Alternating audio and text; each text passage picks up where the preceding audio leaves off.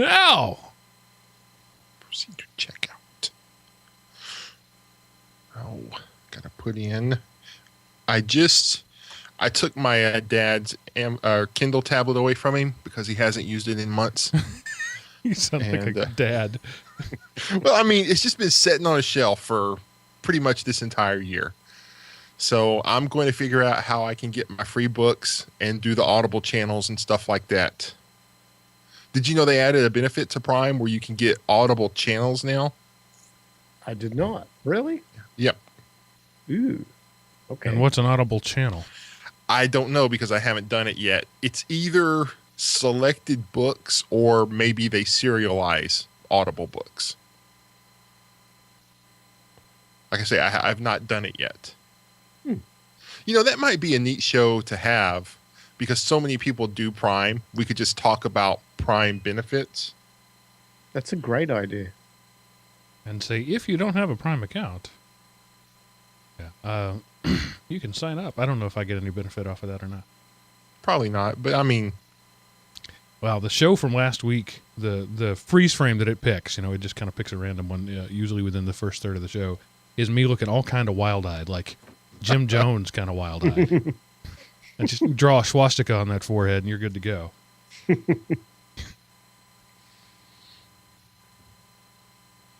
I'm looking for, so Tuesday night, the title that I've come up with is 10-minute tirades. So that's... Oh, that is Tuesday. Yeah. So you got to find your 10-minute tirade. Is it? I thought about it's got to be like a negative tirade, right? No, not necessarily. Oh, okay. Because I've got a bunch to choose from. But I think the one I'm favoring is my battle with T-Mobile. I mean, if you just want to spend 10 minutes talking about how awesome something is, I guess that's okay. We could do that. I don't know. I'm vacillating right now between two big topics of the election this year, more the primaries than the general, and that is the living wage, quote unquote, or the debt-free education. Both are good feedbackers right there. I'm just going to go off on one or both. They're so interrelated. I may end up merging the two. Again, it's going to sound like me yelling at millennials. It's not. All right. I wish I could show you. Can I? I can share my screen with you. You need to see.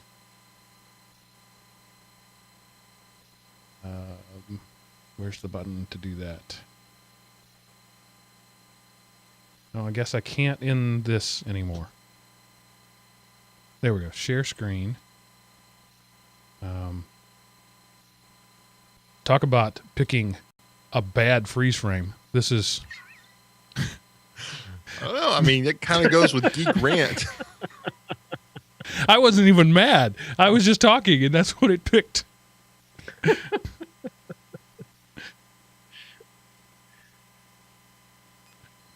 Oh. This is better. Me grinning. Do that one, Google. Yeah, but it's not going to happen, is it? They'll probably take a screenshot of your screenshot. All right. Let's see. I want to do a quick audio check of that.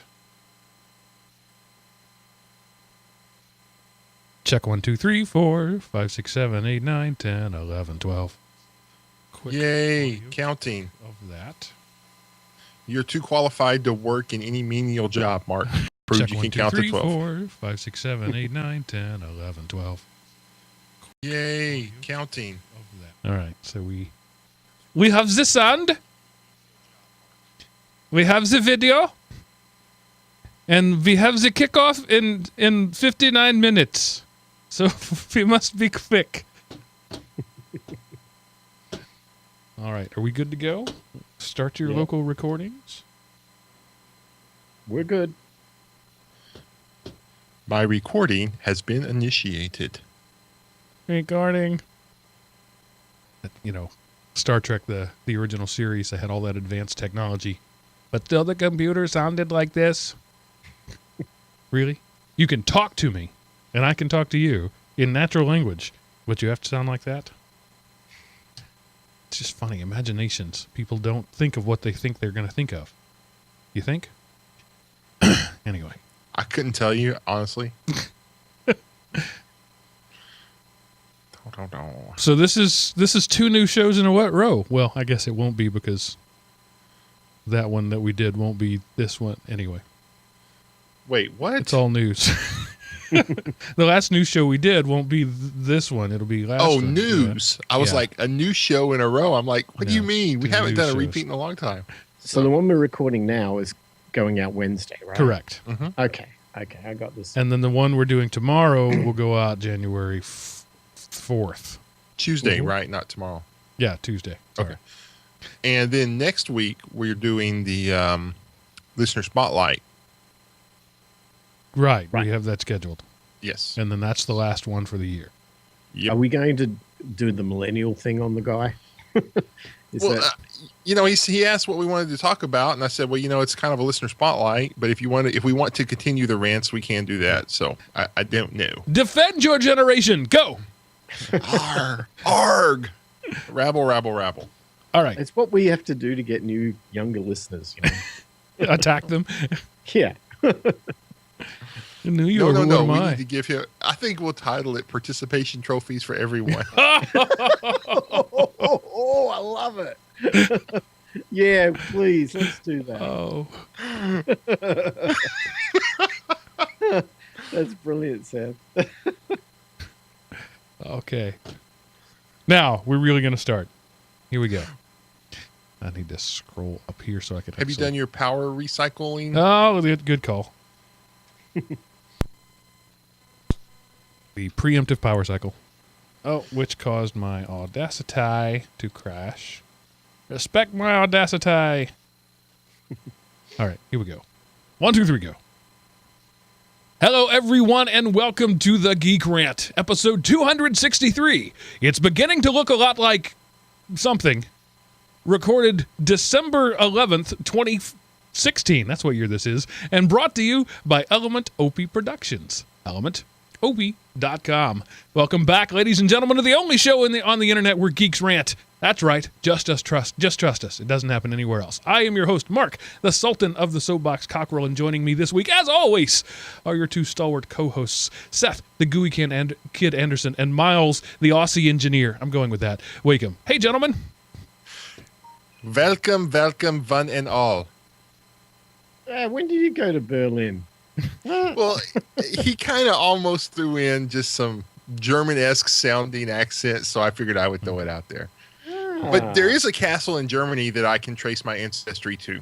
So I am very cool. Depending on who you believe, my ancestry is either German or Swiss, which makes sense because they're kind of the same people group, just have migrated to different parts over the time. And there's cockerel with an E, R-E-L-L, and cockerel with an I, R-I-L-L. Apparently the E's are Germans and the I's are Swiss.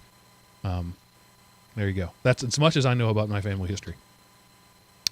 So we have to be quick tonight because I made a grave error and scheduled a podcast on the same night that my beloved Cowboys are playing on Sunday Night Football. I don't know why I was so short-sighted, so the show must end early tonight. This may be the shortest ever Geek Rant episode. So good night, everybody. It's been nice talking with you. No. Anyway, so if it seems rushed, it's only because it is. So Miles apparently is a human lab rat, which is something I rather enjoy doing. You get all the cheese you want. Yeah, well, will be. Not quite yet. I've been... okay, so we all need to get our teeth cleaned. We all need to go to the dentist. We probably only don't do it as much as we should. And so I got scolded by my dentist a couple of years back for not going to get my teeth cleaned more regularly. And with that scolding came a $2,000 bill. So didn't want to go through that exercise again. So I have been one of those loyal, go get your teeth cleaned every 90 days kind of guys. And, little by little, it costs a lot of money. Well, I live in Phoenix, Arizona, or Scottsdale, but anyway. And we are only, I guess, about 3-hour drive from the Mexico border. I discovered a little town right on the border of Mexico next to Yuma, Arizona, called Los Algodones. And I discovered this by watching a bunch of people's YouTube videos who have, like, in the RV community, that apparently have found this place to be the mecca of cheap medical tourism. From what I understand, the town is the largest medical tourist town in the world. And it's a 3-hour drive from my house. And I've been constantly threatening with my wife that I should go down there and, get my teeth cleaned. And of course, going to Mexico to get dentistry done is kind of scary. It would be for anything, right? So I thought, maybe not this time. Maybe not this time. Well, whatever. I'm going. So Wednesday, I'm going to hit the road. I'm going down to Mexico, which is literally you park on the US side of the border. You pay $5 to park and you walk through some gates and there's the town. So it's ridiculously part of Yuma, Arizona, but it's not apparently. And it's a 5-block area and all it is dentists, opticians, and pharmacies. And you can go down there and spend maybe 20 cents on the dollar and get the exact same thing you get from the US. So if you're willing to make the trip, this is my first experience doing it. So next week I might be sounding like this. But who knows? We'll see how it goes. So you're willing to burn a day to save $100? I mean, teeth cleaning is not super expensive. No, I'd save. I think by the time I price theirs versus here, I'd save about $100. Yep, yeah. I sure am. Because that's how I roll. Yeah, I got to do something the way everybody else is not doing it. So you're going to spend like $60 in gas. Mm-hmm. Yep. And burn a day to save what amounts to a tip at a good restaurant. Exactly. Okay. Exactly. Yep. And you don't find this the least bit silly? Nope. Not Okay. at all. No. If someone says go left, I go right, and so that's just how it is. I have to do it. Just remember, rinse and spit. Do not swallow. Really. Now, I'm curious as to whether or not if other members of the family or myself would need more extensive dental work, whether this is a reliable, responsible place to go to. I hear nothing but good stories, but of course that's all probably, fake Yelp reviews. Right. I don't know. I have to go and see it for myself. But actually, part of the reason I'm doing it is I want to go and see whether there's an opportunity to try to get the medical practitioners down there who traditionally accept cash. I mean, some of them accept credit cards, but traditionally everything's paid in cash. I'm going to go down there and see if there's an opportunity to bring Bitcoin to the medical tourist industry. So you never know what you find out until you go down there, and so that's the whole reason I'm doing it. All right. I mean, being an American chauvinist, and chauvinism, by the way, is the most misused word in the English language. It means a belief that your group or subsect is superior to others. So a male chauvinist is one who thinks that men are better than others, in this case being women. Anyway, being an American chauvinist, we tend to look at our little brothers in Mexico as, oh, aren't they quaint? They don't know anything, those poor, dumb, backwards people. But the fact is, they have excellent medical schools and high-tech universities. They have everything we do, in rather they're a little more spread out and a little less well attended. But I don't doubt, particularly if they're close enough to Yuma, Arizona, to take advantage of the resources there. They might be drawing their water from the same municipal source even. I don't doubt that you'll find a top-notch, first world experience, but it is a little silly to make that endeavor. But I see it's a fishing expedition for the future. I get that. It is. In fact, the dentist I chose is educated out of Baylor, so he's basically a Texan. Right. I mean, as far as the education goes. So why would you? Baylor is a very expensive private university. Why would you spend that kind of money and then go to some place where you can make pennies on the dollar? That's sketchy right there to me. I don't know. I mean, it's not, they're not super. Well, okay. So if you're spending, let's say you have to get some major dental work done and the dentist quotes you, I don't know, $15,000 to get it done. So big stuff. You're going to spend maybe about $2,500 on it down there. maybe 3, something like that. It's going to be that sort of price. But there's no they immediately get paid. I mean, you pay them when they give the service, you give them money. There's no insurance company, there's no bureaucracy in the middle. Yeah. So they don't have to worry about factoring in costs for all of that arbitrage that goes on between the patient and the doctor. Working in the medical industry as I do, I am privy to the way a large number of doctors run their businesses. And the fact is they actually charge more for people who don't have insurance. And I don't know why. I can't find the reason for that. I would think you would want to give a discount because it's a much simpler transaction, but they don't. They charge more for people who pay cash for services. Yeah. Well, I'm going to come back and report next time how it goes. Hopefully I'm still alive. Good luck with that. Yeah. I don't know, Mark. I figure he's probably making about the same because he doesn't have the insurance tax. Oh, there's that. So, and we're saving money and we're paying cash, and Miles is going to get him on Bitcoin so he can write all this off as a business expense. So it's a win for everybody involved. Way to go, capitalism.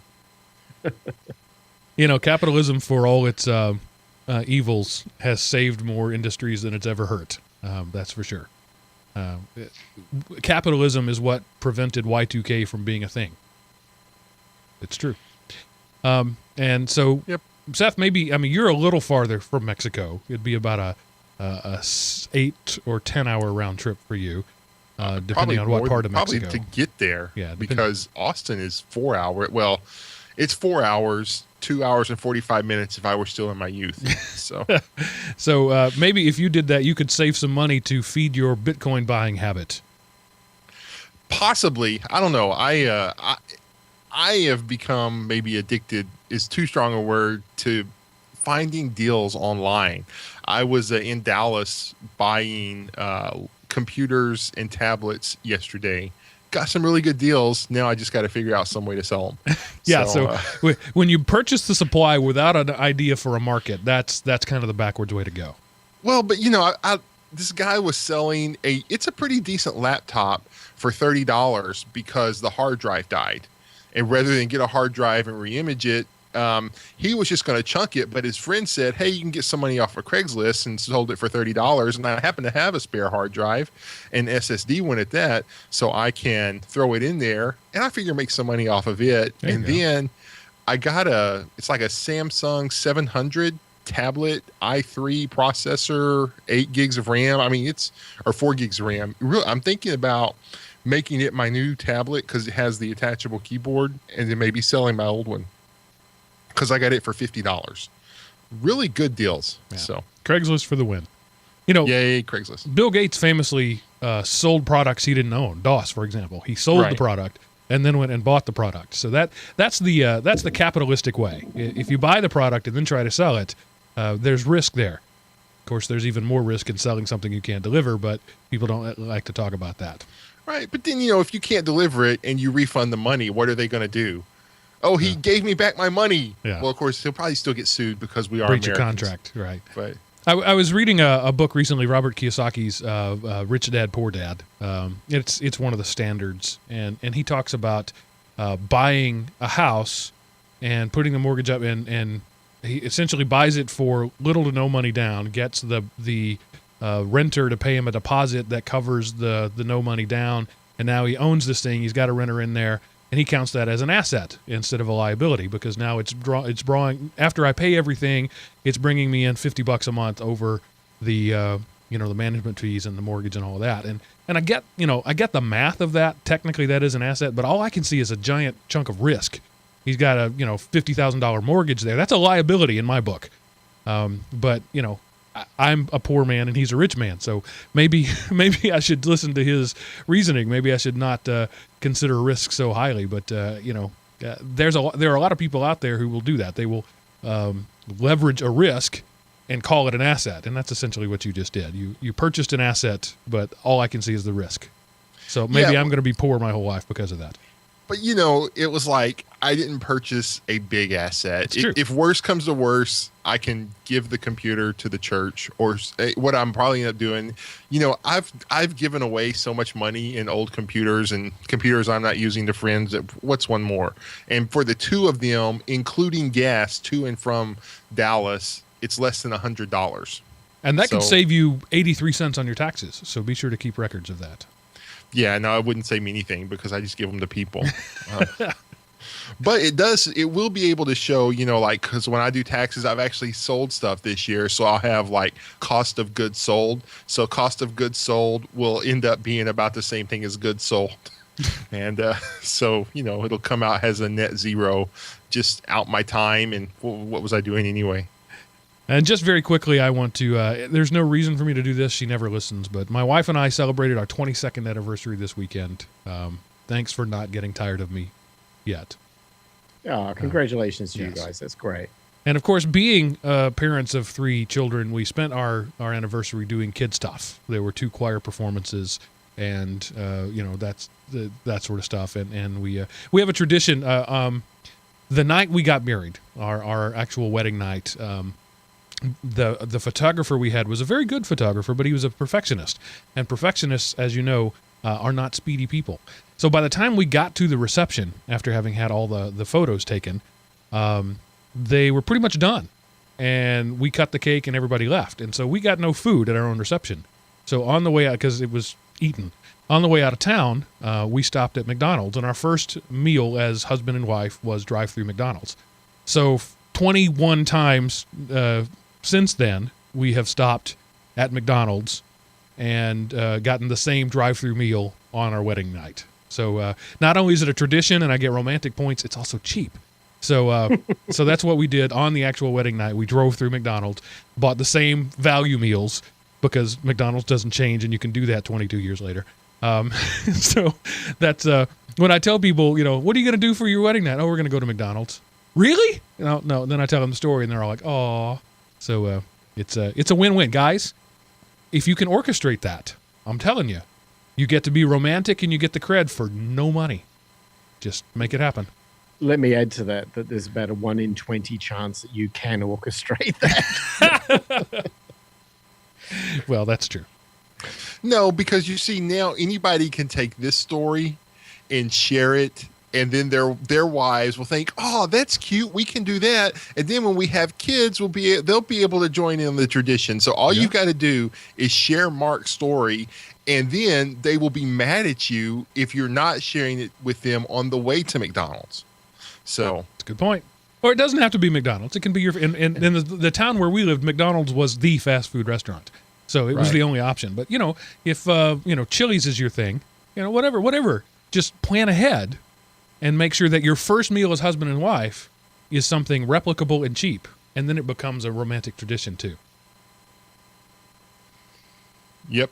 All right, moving on to some of our listener feedback. Shane says that we help him with his housework. He says, "Hi guys, you have a great show. Thanks for the politics-free episode. I especially appreciated your perspectives on Microsoft joining the Linux Foundation. I teach Microsoft Office at work, and I use Ubuntu and Raspbian at home. It seems so weird that Microsoft has joined the Linux Foundation, but you guys theorized about it in a way that made sense. God bless you all, because listening to the show helps me get the dishes done." Well, thank you, Shane.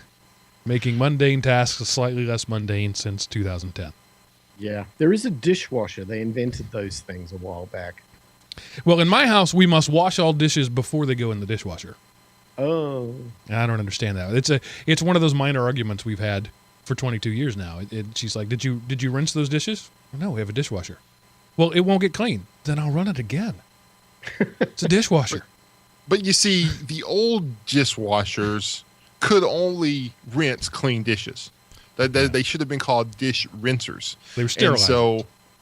And so, you know, if you're our age and you learned from your parents who had one, their parents knew from bitter experience that if the dishes weren't clean before they went in, then the stuff got like heat glued on it and you had to like break out the chisel or just break the dish and buy another one. So now, you know, now they're freaking saunas with nanotechnology that goes in and reconstitutes after every meal. And you could just throw, sand and gravel and rocks and glass and come out with new set of dishes. So I've never tried it, but I have been told you can lay a fully formed fresh baked pizza on the bottom tray, run it, and it'll be gone when you're done.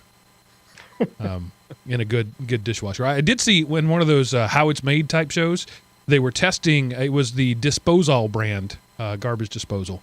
And they, for their quality testing, they randomly pull one off the line and put 10 pounds of beef ribs down it. And that's one of their function tests. So as soon as I saw that, any thoughts I ever had about you can't put that down to the garbage disposal, that just went away. I throw everything down there.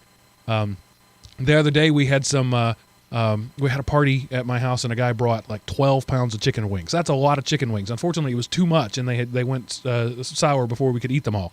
So I put like 3 pounds of chicken wings down the garbage disposal, one wing at a time. It ground them up, not a problem. So I'm just telling you guys that garbage disposal is your friend. That peach pit, don't worry about it. It'll bounce around for a while, but eventually it'll go. There's just nothing, Maybe Go ahead, if you put some silverware, like if utensils or something go down there, that could maybe. Well, that would be bad on the silverware, certainly. Right. Well, apparently I heard this week that Whirlpool, the appliance manufacturers, are now posting tweets on Twitter when your Whirlpool dryer finishes its cycle. Because buzzers aren't good enough. Yeah. Oh, can you imagine, though, everyone's sort of tuned into your Twitter feed and they're getting all the tweets from your dryer? I mean... Your undies are toasty.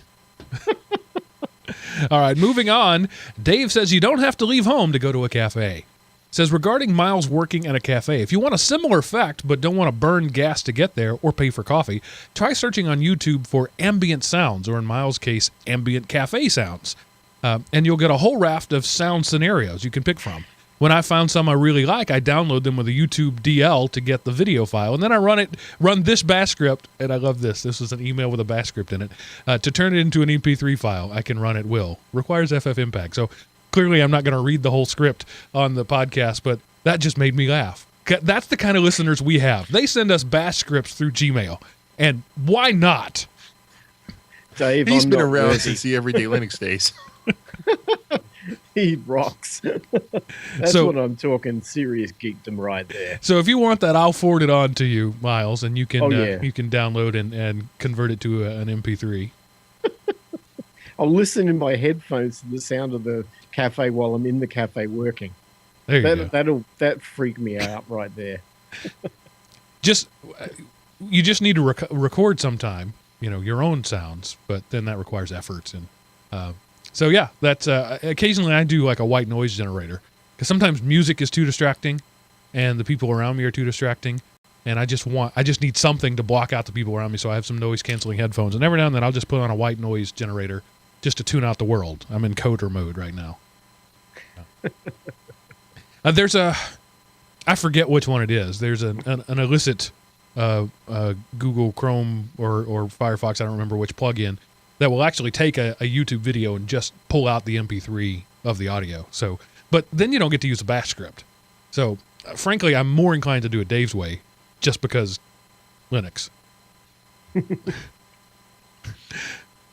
All right, let's do some tech news. And I don't even understand what this says, so I'm just going to read what Seth wrote. First, Big Brother, now enter the dolls. Yes, because apparently there are dolls now that records children's conversations without parental consent and then forwards them over the net for, processing so they can reply back. We covered the story a while back about how TVs were doing that and how it's a big security thing. Well, now two connected toys, My Friend Kayla and the IQ Intelligent Robot, they violate kids' privacies by recording their conversations without parental consent. Both connected toys from a manufacturer, and then they convert it to text, ship it across the internet to their processing centers where they can then respond to the kids' questions.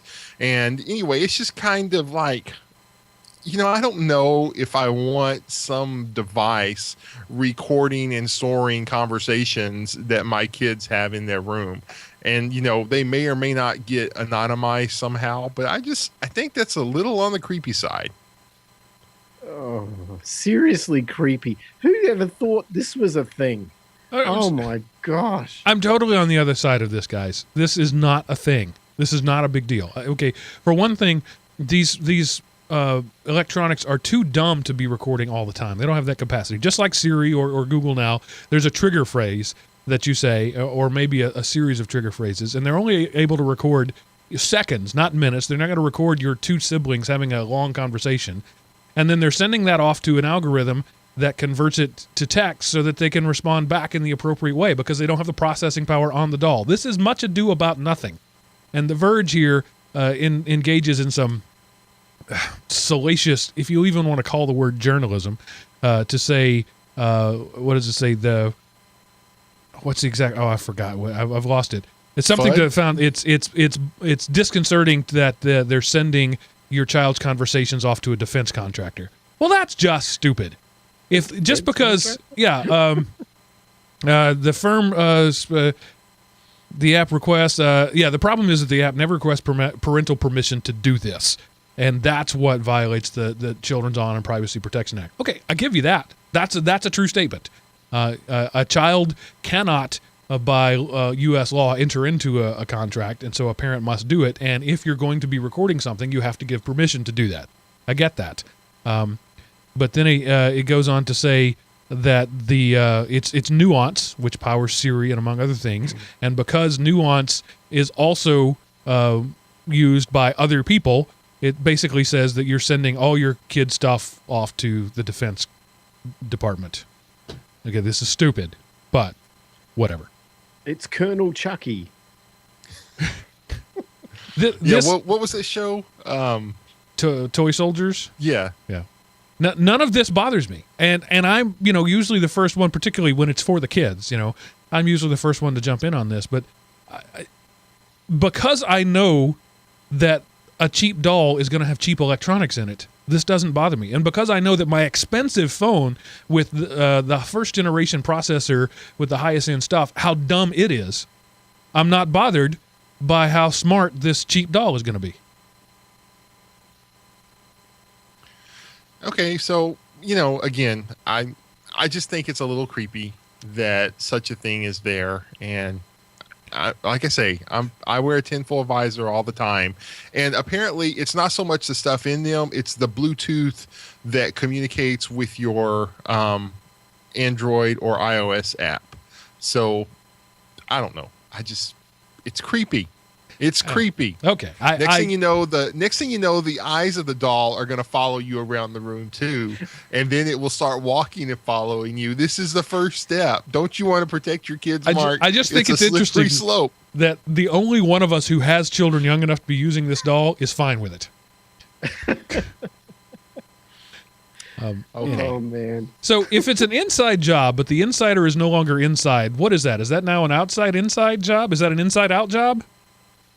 Yeah, this was a weird story that Ars Technica I found while cruising there. A disgraced IT worker stole confidential Expedia emails even after he left, and so he was an IT worker, and so if you're in IT, you usually have the ability. You might not have the authorization, but you have the ability to really look at any file on any computer.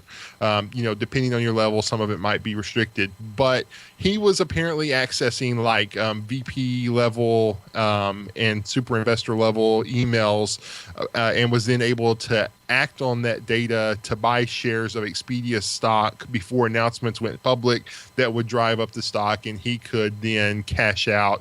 And he made over $330,000, and somehow after he left, he still had a company issued laptop that gave him access to the system. So either his account wasn't closed or he had created another account, or probably what is more likely is he had a coworker's username and password and did it. And, and he probably had a coworker's password, and then that coworker made a little money off of it.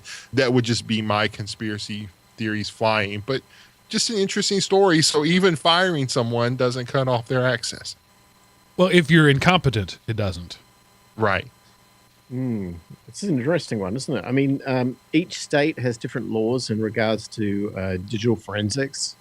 And depending on where you are, I guess this guy's in California. He has to look at whether or not it's in breach of state digital forensic laws. I don't know. It's bad.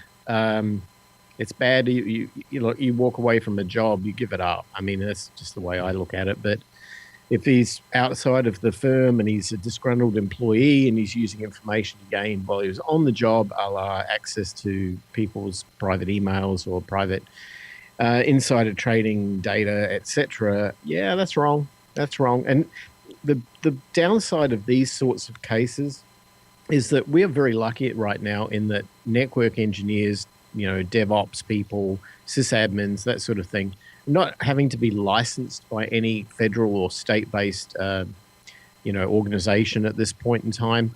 But the more times I hear stories about, in the press, particularly hackers, which they always mischaracterize, but anytime I see some sort of negative like that, or I see a story about somebody breaching trust in this case, I just think, we're moving further and further closer to a time when network admins are all going to have to be regulated individuals. We all have to get licensed, and we all have to pay fees every year and all of that good stuff. And it's just not going to end well. So this guy, I'm not a fan. Sorry. Yeah, when I was an IT professional, I used to tell people that, like the boss one time asked me, I want to secure this data so that nobody else can see it. And I said, I can't do that. There is no way to secure this data so that I can't see it. You have to understand that by the nature of my position, I have access to everything here. And you're either okay with that or you're not. I just need to know right now if you're going to fire me.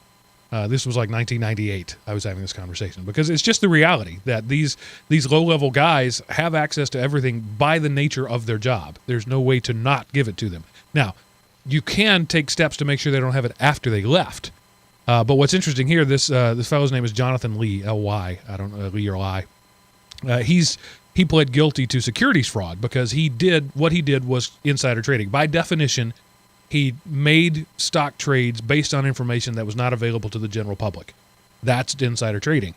It doesn't appear as though there are any charges for the hacking, the illicit activity within the network, because if you have access, it's not really illegal. It's dumb, and you could certainly call it immoral. But if they didn't cut off his access and he used it, as far as I know, there aren't any laws about that. Now, that might be able to prosecute him for other things, a breach of contract, based on his termination agreement or whatever. I don't know, but it's an interesting little loophole here that he had the same access after he left that he had before he left. That's a process problem.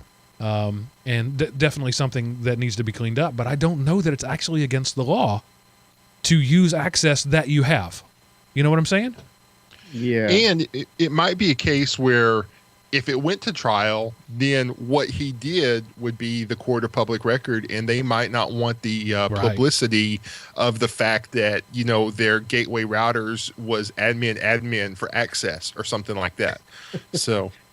That's true. I mean, there's the Computer Fraud and Abuse Act, which I am not an attorney, so I don't even want to try and suggest that I even know what he might be breaching. But there are statutes, there are laws that he is probably in violation of. But again, obviously the Justice Department chose not to pursue that avenue, so I guess they know more than I do. Or he has an email where the CEO was talking with his mistress over the corporate email account, and the CEO doesn't want that to become public knowledge. Right. So it's like, no, we're just going to let him go with that. But if I haven't done it, but if I were to log into my previous employer's external facing servers and found that they hadn't changed the admin passwords from when I worked there, or that my account was still enabled, is that against the law? I'm asking. I don't know. If I'm using access that I was given legally, and I specifically didn't sign anything when I left that said I won't do this, am I in some sort of gray area in the law where I could do that legally, if not morally? If we have a listener out there who is an attorney who can answer that question, please tell us the answer. Like 2 years after I left a company, they contacted me because they couldn't remember, or they didn't have like credentials that I had while I was there. And, I told them, well, when I left, all that stuff was in this location, but I would not even try to access it unless I had something on company letterhead stating that I had the right to attempt to access it, because I wasn't going to take the chance. Probably smart. So, Absolutely. Yeah. All right. Well, speaking of people who aren't very smart, Yahoo Mail, surprise, surprise, isn't secure. If you're still using Yahoo Mail for anything that isn't just a throwaway account, stop it. Man, I'm tied to Yahoo, Mark. I've been there for 14 years. There's a difference between having the account and using it. Just set that thing to forward and forget about it. Well, but if it was set to forward, I would still be using it, and it wouldn't matter. Yeah, so maybe you would see what comes to you, but not from you. Right. So you're shutting down half the conversation. Yes, but so it was a while back. It was reported that Yahoo was hacked really bad in 2014, and they tried to cover it up for a couple of years. Well, now apparently, and a few years ago they went to the crappiest implementation of Java scripting I've ever seen on any website when they switched their mail. And there's a security flaw that if a hacker, and it could be any type of script kiddie or botnet rented out for that process, sends an email, and all you have to do is click on the email, and then you've given them the ability to hack your credentials. So quit clicking on stuff you don't know, and double check the stuff you do know, and change your Yahoo password if you know what you're doing, if you still use it. Man, Yahoo used to be so great. I mean, I have made changes more than once to my mail carrier, and it's really not all that painful. You just set an autoresponder that says, I don't use this anymore, here's what I'm using now. And within a couple of weeks, you don't get mail at that other address anymore. If you're still using Yahoo, stop it. Go to GoDaddy for $8, get your own domain, complete with mail forwarding. Forward that domain mail to Gmail. Boom, done. Stop using Yahoo. Stop it. I wonder how long it's going to take before people just stop using email altogether, though. I mean, something better has to come along first, and it hasn't yet. Yeah, no, you're right. I just think that the social implication of email is, and probably from a productivity standpoint as well, it's really not healthy. I spend way too much time checking email and letting email control my life, and I shouldn't. And it's a discipline that you have to get really good at in managing this sort of stuff. And yet it seems like anytime I email people that I know, I get a response back in 5 minutes. And I'm thinking, are they just sitting there looking at their computer all day, waiting for an email to come in? Like, ding, oh, something to do, Well, it's probably has something to do with the types of people that you interact with. They're geeks, they're engineers, they're coders.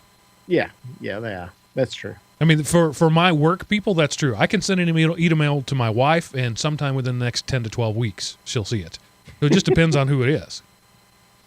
I have often texted my wife and said, check your email. All right. Stepping into the weird world of stuff you never thought you'd happen, Google's having to watch its money. I mean, in a weird kind of multi-billionaire kind of way. Wait, what? Yes. Google is growing up. So Ruth Porat, who is the new chief financial officer, she's born in English, so she's English, but she grew up in Palo Alto. She's led Morgan Stanley people. And so anyway, she really knows finance. Well, she has become the chief financial officer of Google, or Alphabet now. And so she is saying you can't throw money away on your, I just had it right here, other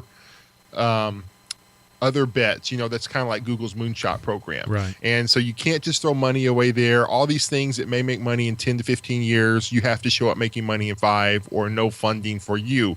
So, it's sort of like, it's you're not kicking your millennial out of the house yet, but you're saying, you've at least got to get a part-time job if you're going to continue to live in my basement. So it's something that shareholders love because Google stock has gone up 35%. But it's one of the, we've had this conversation often. If you don't R&D just for the sake of R&D, if everything is tied to next quarter's or even next year's financial outlook, then you're missing big things.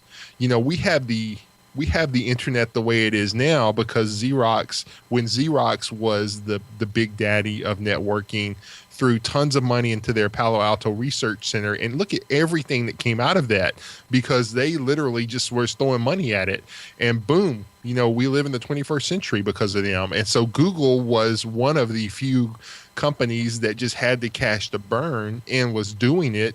We say, hey, we'll give this a try. Hey, we'll give that a try. What happens if we do this? What happens if I burn $1,000 a second for a year? I don't know. Let's try it. And anyway, so now Google is growing up, and alas, Google, I knew thee well. Google, meet austerity. Yeah. And basically this, I've linked to, you had, I think, the Soft PA article. I went to the Bloomberg article that they quoted. By the way, I hate it when you have an article that quotes an article that quotes an article. That's not an article. Just stop it. And I see that all the time. Places like BuzzFeed and Verge, they're not even quoting the original source. They're quoting somebody who quoted the original source. And sometimes it takes me 5 or 6 clicks to get down to the original source. Anyway, enough about what the internet and I don't know if I can even blame it on the internet, what journalism has become. Journalism used to be, hey, this is what happened. That's it. This is what happened. Now it's, this is what you should think about what may or may not have happened. And it just bothers me. Anyway, maybe that's my rant maybe I've just changed my mind for my end of year rant. But anyway, moving on along to what I was saying, the article goes on to say that Larry Page still gets to do whatever he wants to do. But when Larry Page loses interest in it, it stops having the freedom to lose money. As long as he's into it, it can lose as much money as it wants. But once he loses interest, that's when the Porat woman steps in and says, no, now you got to make money. You lost the boss's eye. It's time to make some money. Yeah, so it's one of those things. It's a good thing. It's a double-edged sword, Mark. It has its good points and its bad points. We can stick a pin in this, circle back around, and attack it from the other side to see if we can get some type of overall consensus. But yeah, all right. And you put in the notes, Seth. Your question was, did you know there's a Linux open source antivirus CD? Of course, I knew that. I've been using this for years, but apparently it's not common knowledge. So tell us all about it, Seth. Well, I've always used Kaspersky's antivirus live CD because it's done everything I've ever asked it to. I did not know of this one, but there is it's antivirus live CD. It uses the Clam AV engine.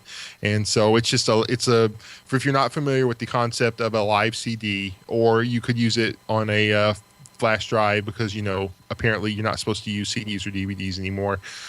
So says Apple and other yes. technology companies. It's an operating system. You boot your device off of it. And then in the case of an antivirus CD, usually it can connect to the internet, download the definitions, and then it will run a scan from outside of the operating system.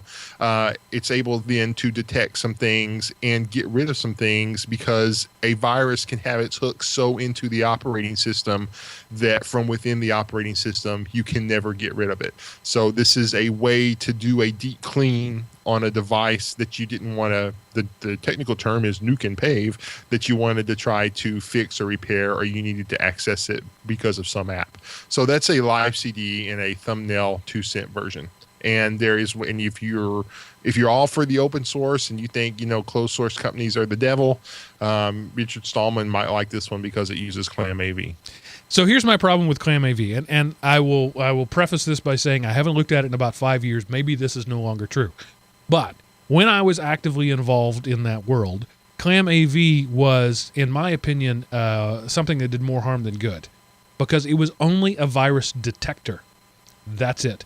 It could do nothing about it. It couldn't remove it. It couldn't quarantine it. All it could do was detect viruses. And so people would install Clam AV thinking, I'm safe. You are not safe. You have a watchdog now, but the watchdog is chained and muzzled so that all it can do is bark. And so unless you heed the barking of the watchdog, you've done nothing. And like many systems, it's only as good as its definitions. So almost all antiviruses are completely useless against 0-day stuff. So the only way you can do that is by heuristic analysis, looking at the behavior of things, and then typically the false positive rate is so high that it's not worth doing. I always turned off all the heuristic stuff what I was doing. But anyway, so unless this has changed, all it can do is alert you to some stuff. And since it is a live CD and an outside the OS, I feel a little more comfortable about that, because if you're using it, you must have some ability to do what you want to do, to delete a file or whatever. And since you haven't loaded the OS, it may be simply as easy as deleting the file. So maybe this external live CD has some teeth to it, but in my previous experience, it didn't. Now, I ran Clam AV as a plug-in to my mail server, and using filters, anything Clam AV fired on got diverted to a spam folder. So it was an integral part of my system when I was running my own mail server before we moved to Google Domains. So it has its place, but the desktop, in my opinion, is not one of them. Miles, your thoughts? I've used Clam AV before. I used it on a Windows terminal server with about 50 users that we were hosting, and you're right, it reports a lot of stuff. It doesn't clean them. You have to go and do that yourself. Unfortunately, it reports a lot of false positives too. At least it did in my experience. Now, this is going back, I'm going to say 3 or 4 years, something like that. Ever since then, the easiest answer was, well, I'm not going to host that for the customer anymore. They can host it themselves, and we'll just do apps and keep away from being responsible for complete operating systems. And that's served me well ever since. And it's not to say that the problem goes away. It's just that I, managed to get out of its blast range. But so I don't know what people are doing on a daily basis in local, their little local small businesses they're managing or whatever. Seth, you still are in touch with the common man. What do you recommend for antivirus protection for grandma? Man, I don't recommend anything anymore, because AVG turned into crapware with their, hey, do you want us to do this? Hey, are you sure you don't want us to do this? Hey, we asked you yesterday and we're going to ask you tomorrow, but do you want us to do this? So, I've played around with Avast, and I've tried AVG. The Microsoft built-in thing is the worst one, and it is also the worst one at removing something if it gets infected. There was a news story I didn't put in the notes where that was the case, but I don't make a recommendation. I'll tell somebody some and let them choose, but I don't feel comfortable recommending any specific antivirus. I use Security Essentials on 7 and older, and Defender on 8 and newer. Both the free Microsoft products, and they're a fine second line of defense. The first line of defense is your behavior. Right. And if you carefully monitor your own behavior, you can keep this is a bad analogy, but I'm going to use it. It's like getting AIDS. AIDS is not curable, but it's almost 100% preventable. Not entirely 100%. You can contract AIDS through no fault of your own, but the odds are pretty slim if you control your behavior. Right, and viruses on computers are the same way. You can cut your odds down to 1 or 2% of that you'll get infected if you manage your behavior. And so that's what I tell people: A, don't be stupid, and B, put on one of the free ones just in case you're a little bit stupid. Yeah, I do recommend Malwarebytes, at least the free version, and to manually scan once a week. That'll tell you if you have been infected. Okay. But they've added some new things to it, and they're making it almost a full-featured antivirus product. Yeah, with Malware version Bytes 3. is good. BYTES, if you're not familiar with it. It's a good, it's a tech tool. I don't really usually recommend it for end users because it's another case of a false sense of security is better than no security. They won't update it. They won't run it. They'll install it and think, oh, I'm good. But Malware Bytes is a manual launch thing, and and then you have to update it. Or again, the last time I used it, the update process was not automatic. So I found that it was more harmful than good. Yeah. Well, and again, that's the free version. Okay. My experience with Malwarebytes is much the same. It's very brutal. If it discovers anything that it thinks might be a virus, it just kills it. And that might be, Windows DLLs and libraries of actually valid programs. I've got a computer which is constantly, I can't uninstall it for some reason. I don't know why. And it's sitting there constantly telling me that I've got this virus, which isn't a virus. It's just a DLL of one of the applications installed on it. And I've gone through the process of trying to kill it off. And the next thing you know, I've got an unbootable computer. So we're restoring from backup and we're back in the cycle of restore and just put up with this annoying Malwarebytes thing. So I can't really say I'm a fan. Oh, I love it. All right. I found if your attack working remotely at all, which all of us do, and you're using something like VNC or TeamViewer, everything with any heuristic analysis says that's suspicious behavior. Yes, it is. Absolutely. I am remotely controlling a device. That's suspicious behavior. But let me tell you, no, this is okay. And Malwarebytes, in my previous experience, was not happy with me telling it, no, this is okay. I know about this one. I want it. Every time it would say, danger, danger, danger, danger. And it's like when my dog barks, at every blade of grass. At some point, she's not doing any good at all because I ignore her every time. And so when the axe murderer with the hatchet in his hand and the hockey mask comes into the yard, I'm going to completely ignore it because she's just barking another blade of grass. I mean, yeah, that's true. They are better now. You can whitelist stuff. Okay. Again, I fully admit that my information is old. I now work in an environment where I'm lucky if I get to right-click on a good day. So, I don't have the ability to do anything. My good behavior is forced on me. And then, at home, I use primarily Linux. I'm really, on my own laptop is the only place I use Linux. And tangent aside here, I'm kind of done with it. I'm just about ready to format my laptop, get rid of Linux, and go full on Windows. I'm just sick of paying the open source tax, the stuff almost working tax. It's very frustrating to me. As a guy who has been an advocate of this stuff for so long, to just, have a Wi-Fi card that works some days.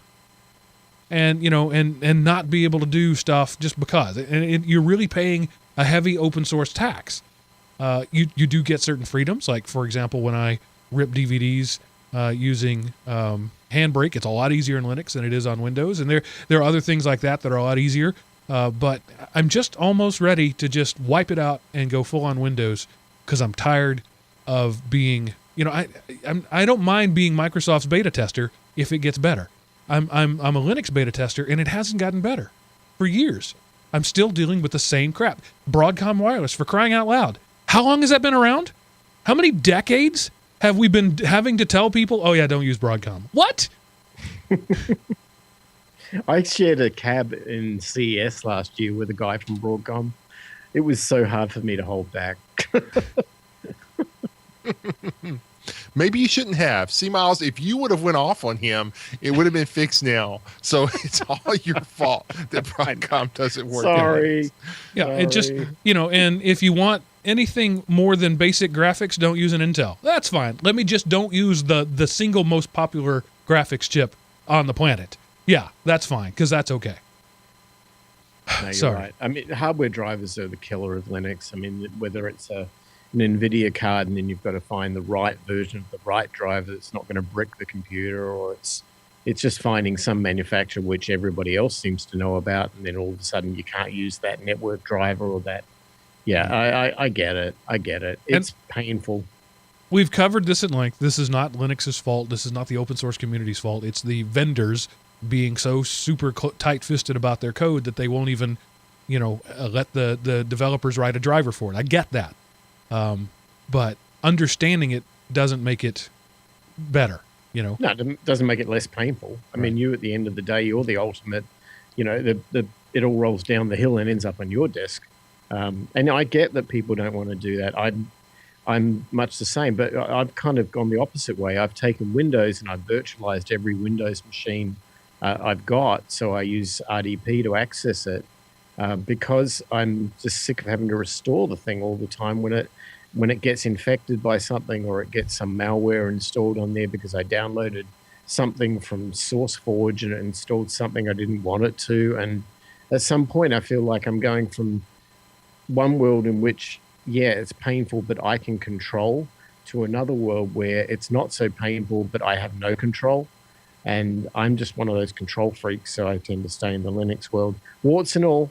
But then I limit the hardware I use, and I use the same thing over and over and over again because I've been through that painful battle once, and I don't want to continually fight it again. I am my friends and family's tech support, and they around this time of year, this December and May, I get the same question all the time. I'm going to buy a new laptop for X. What should I get? And I say, go to Best Buy and pick the pretty one, because they're all the same. If you're just a Facebook, guy, whatever. If all you want to do is just basic online stuff, go to Best Buy and pick the pretty one. There is no difference. But if you want to use Linux, oh no. Well, then you have to go get this one, but you have to sub out that part, and you can't use this one. You have to go do that one, and it's just, it's really frustrating for me, the guy who wants, I'm both a tightwad, right, and the open source community is supposed to be good at that, using old hardware. But what if I don't want to use old hardware? What if I want new hardware and a stable open source OS? Well, that apparently is asking too much. It's a crapshoot. It really is. I bought one of the first Skylake Dell laptops that came out a year ago and happily went to try and install Ubuntu on it.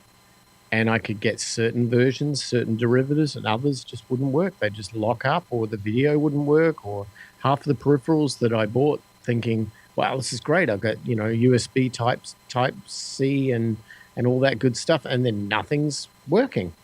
It's now working fine because they've done umpteen revisions of the Linux kernel and Ubuntu on it, and thankfully I was patient enough to wait it out. But man, you don't want to be on the front line of that stuff. You don't want to buy that snazzy, fast-looking thing with all the specs, within the first 6 months of its release, or you're going to be in Pain City.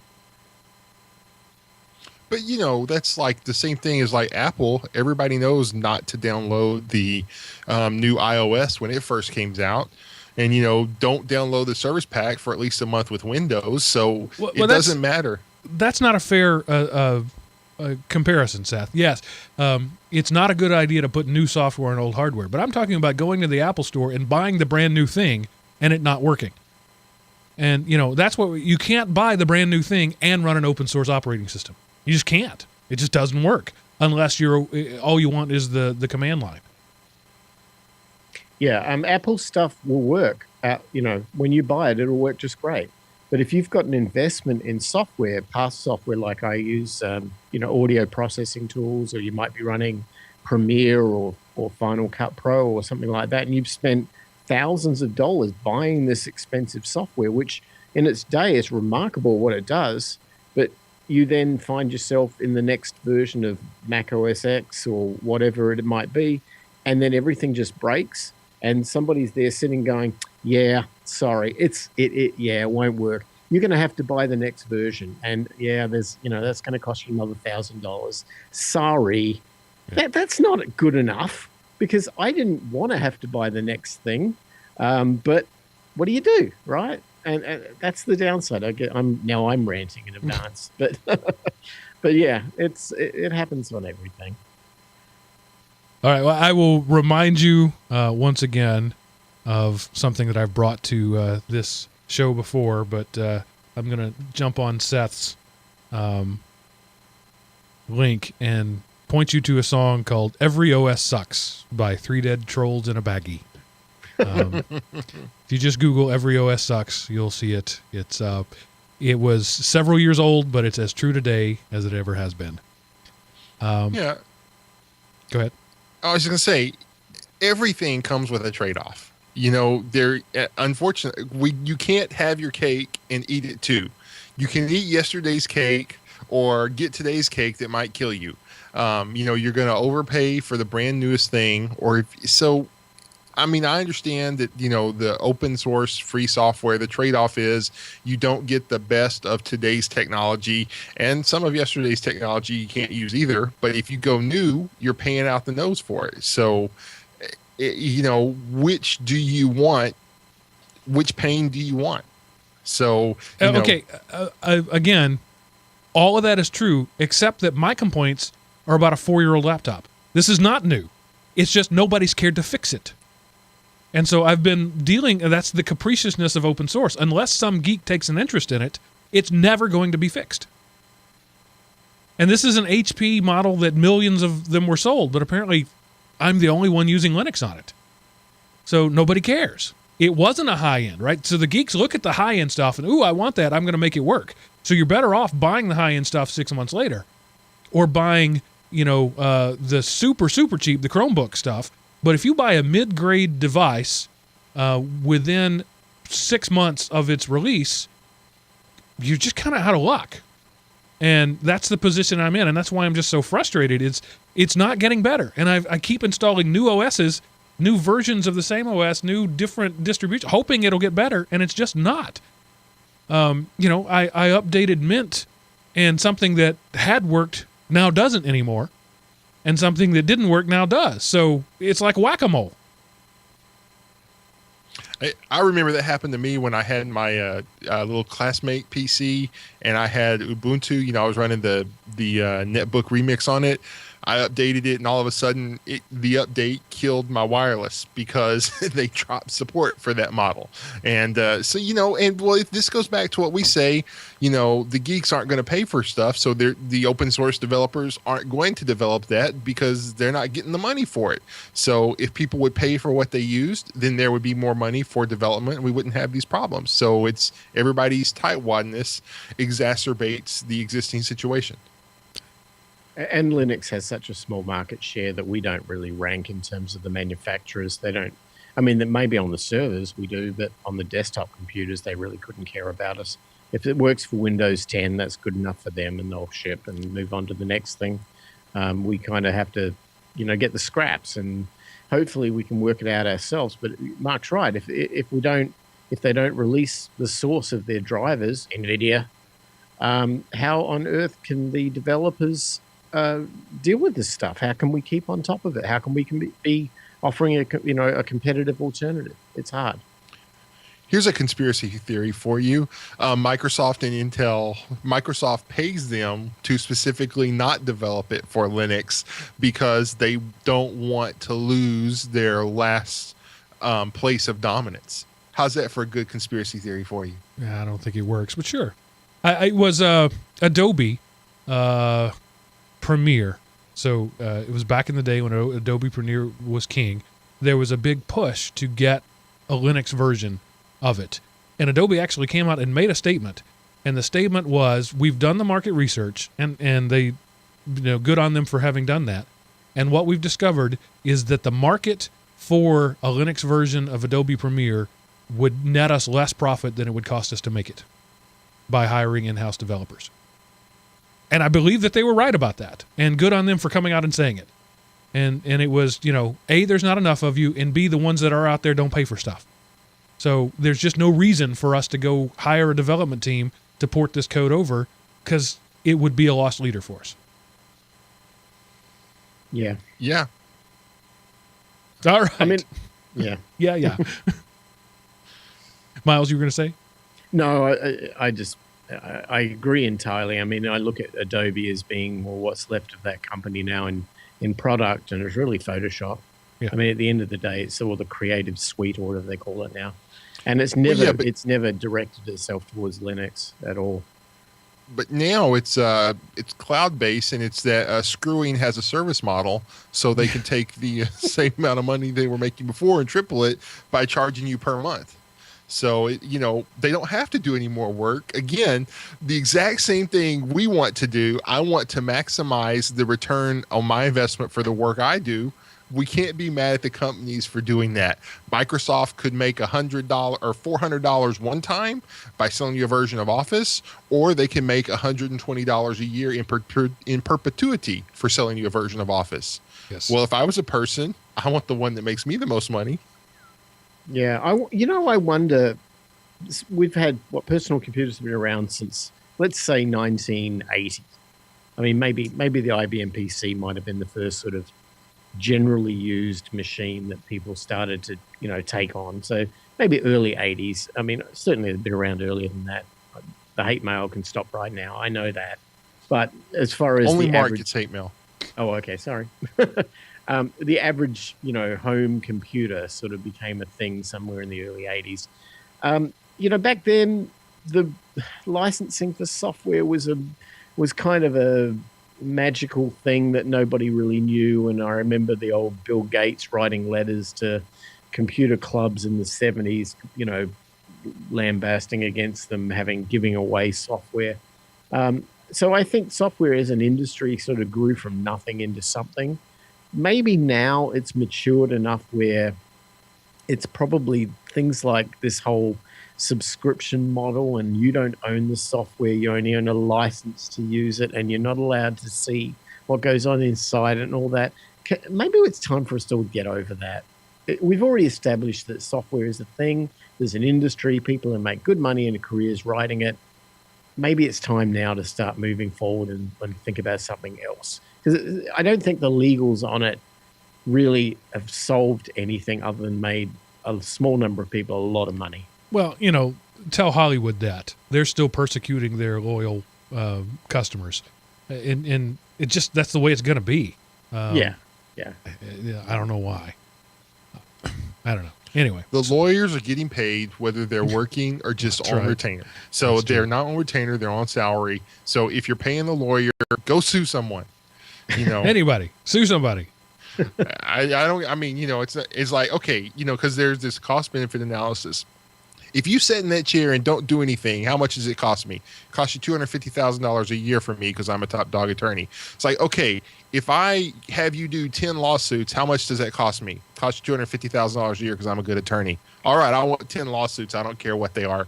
He's like, okay. And then so he goes hire some legal aid for $50,000 a year, and he makes $200,000 a year doing nothing.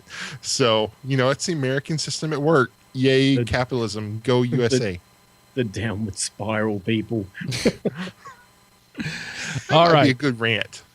There you go. So this thing that we keep talking about, just a little teaser, for the first show of 2017, I think is how it's going to work out. We're doing a show. It's going to be called 10-Minute Tirades. Each of us gets 10 minutes to rant about one topic of our choice from 2016. So it's going to be a year in review rant. And so we get 10 minutes, and then there's a 10-minute comment/rebuttal.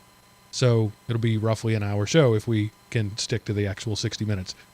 So anyway, something to look forward to, and why we keep mentioning rant topics, because we've been thinking about and picking them, what we're going to do. So there you go. Clearly there's a lot of material. Yes. So Seth, your This Week in History can actually clear up a myth about the previously mentioned Palo Alto Research Center. Okay, so this week in history, December the 9th, 1968, Douglas Engelbart demos the mouse.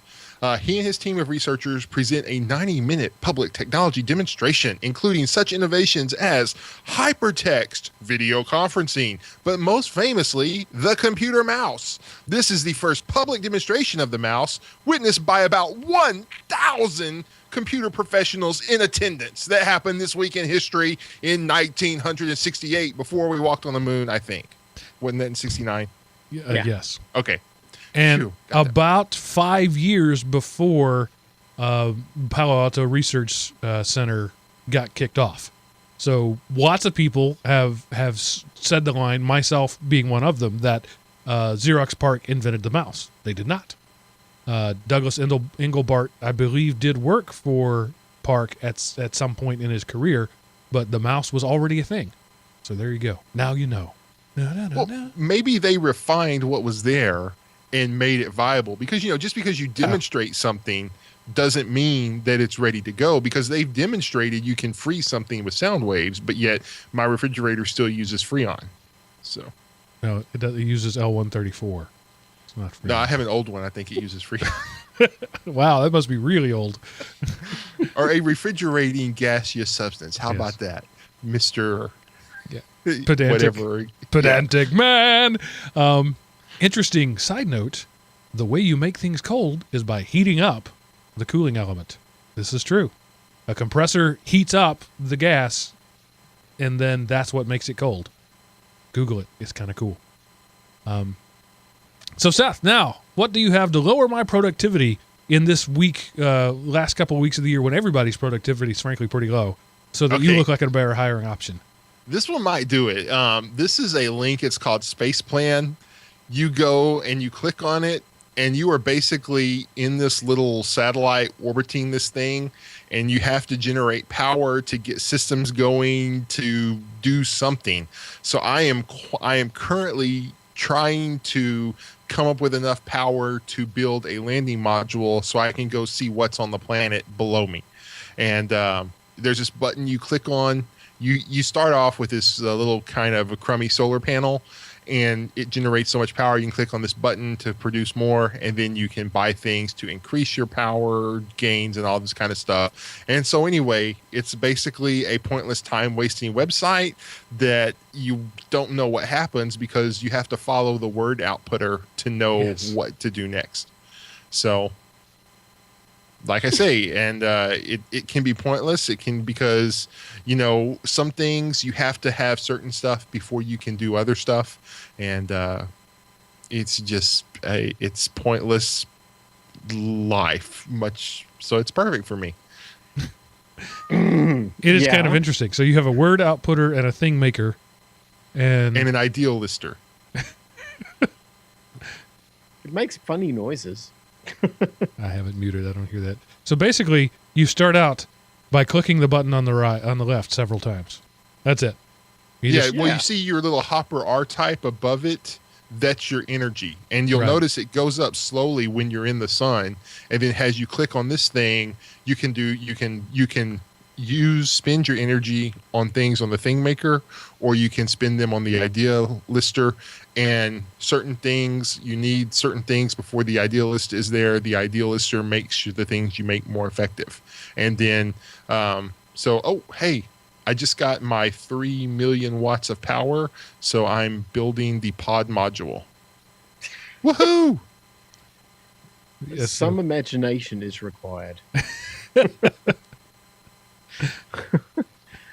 Okay. So you generate power by clicking the button, and then you spend the power to do things. Right. You can spend the power for other things that produce power, so you don't have to click the button to make power, or clicking the button makes more power. And then you can spend your power to make stuff. So, hey, you want pointless time wasting websites? This is one of the more pointless time wasting websites I can find. It's not all renting midgets and backyard roller coasters. It's oddly addictive. I mean, the whole time we've been here, I've been clicking that button like crazy, and Yeah, watching things assemble. Right. So I am up to 5,176 watts per second generated. okay. So Whoa. So tells you how long I've been doing it. I like the audio. I'll have It to- sounds cool. All right, there you go. The show closing spectacular. So this is the part of the show where I tell you how you can contact us. Go to elementop.com, click the Contact Us button at the top of the page, answer the world's hardest CAPTCHA, fill out the form, and that sends a neatly formatted email that gets priority in my in-basket. That is the best way to do it.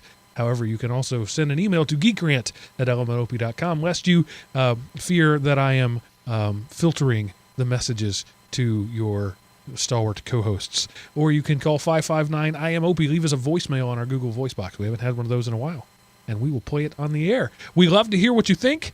We would love to respond to it. We had a couple of, we still have some millennials responding as people listen to that show. We'll do a little more about those. The last 2 weeks of the year, we're taking a break. The show, however, will not. We are pre-recording, and we will be releasing nonstop, but we won't be here. So I say that to say that your feedback, if you start leaving it now, is going to be delayed. But we'll get to you. Mainly, maybe, because I've still got some feedback about the whole space show, and that was, January? So we'll get there eventually, maybe. But do comment, please. Oh, we haven't said what we're doing next week, have we? No, next week we have the Millennial Defense Show. One of our listeners who is a millennial, but who also hates millennials. So he's sort of bipolar in that way. Wants to come on, and we're doing a listener spotlight of a genuine millennial. So that ought to be interesting. Participation trophies for everyone. You get a trophy, and you get a trophy. And I get to go watch the Cowboys because their kickoff was about 15 minutes ago. So see you, everybody. Thanks for hanging out with us. Miles, Seth, as always, thanks for being the great host that you are. But that's it for this episode of the GeekRant. Toodaloo. Bye. See, this is perfect.